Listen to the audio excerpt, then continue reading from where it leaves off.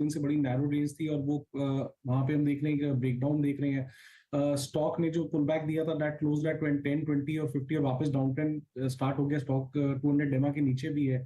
तो यहाँ पे डेफिनेटली जिस हिसाब से 5 दिनों की रेंज टूटी है, एक पुट ऑप्शन लेना बनता है।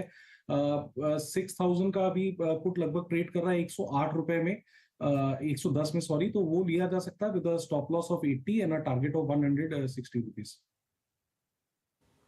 तो ये देखिए मार्केट पर बजाज फाइनेंस पर एक राय आती हुई क्लियरली कुछ वीकर विकेट्स हैं इस मार्केट के, और निफ्टी बैंक अब तेजी से फिसलता हुआ दिखाई दे रहा है।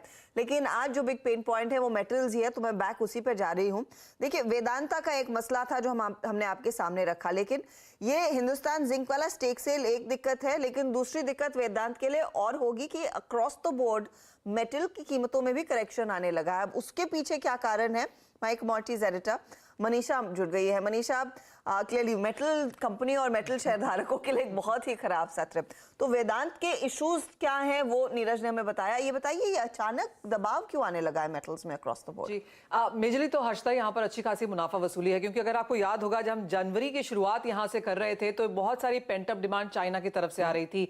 डॉलर इंडेक्स जिसने 113 114 के हाइज बनाए थे वो गिरकर 101 तक यहाँ पर आ गया था। तो काफी सारे सपोर्टिव फैक्टर्स यहाँ पर बनते हुए नजर आए थे। लेकिन अब अगर आप बाजार देखें तो डॉलर इंडेक्स अपने निचले स्तरों से फिर रिबाउंड कर रहा है, 105 के आसपास वो कारोबार कर रहा है। बाजार को लगता है कि चीन की तरफ से जीरो कोविड पॉलिसी तो हो गई है, लेकिन मांग अभी भी इवन नहीं है, सस्टेनेबल नहीं है। जो भी डेटा चाइना से आया है बहुत सपोर्टिव नहीं है, तो उसकी वजह से मुनाफा वसूली आई है। और तीसरी बात, अब बाजार को लगता है कि यूएस फेड की तरफ से आगे जाकर 2 और 3 इंटरेस्ट रेट हाइक्स और भी आ सकती हैं, तो वो भी अच्छा नहीं है। और दूसरी तरफ यहां पर यूएस फेड अपनी जो बाइंग बुक है वो लगातार उसको वाइंड आउट कर रहा है। तो $9 ट्रिलियन जो उन्होंने यहां पर बाजार में प्रिंट आउट किया था, अब उसमें 8.35 ट्रिलियन बचा है। यानी कि पिछले 2 महीने में काफी सारी बुक अनवाइंडिंग हुई है। जो लिक्विडिटी इंटरनेशनल मार्केट्स में थी वो सक आउट होती हुई नजर आ रही है। यूरोप के नंबर्स भी कोई बहुत ज्यादा बेहतर नहीं है, और स्पेक्युलेटिव मार्केट्स में मनी मैनेजर्स ने यहां पर अच्छी खासी मुनाफा वसूली भी करी है। इसके लिए जनवरी में अच्छे खासे गेन्स थे, लेकिन फेब में हमने वो पूरा टर्न अराउंड यहां पर होता हुआ देखा है।